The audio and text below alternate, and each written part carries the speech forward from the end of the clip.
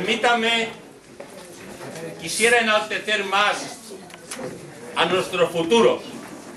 Ellos son, no cabe duda, mientras prepara los papeles el maestro, ellos son el eje principal de nuestra vida, son el presente y el... Y el futur de la Falla va a cantar la chota de la nueva Falla. Cuando quiera.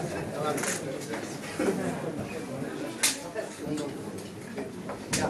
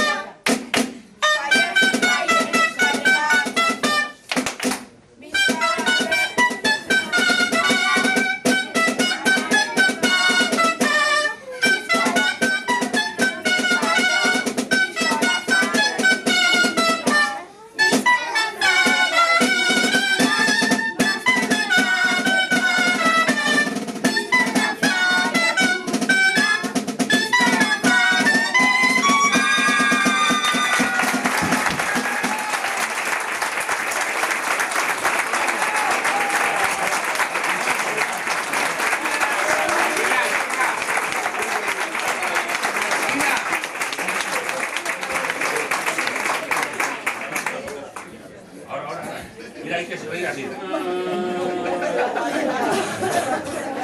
Muy bien, muy bien.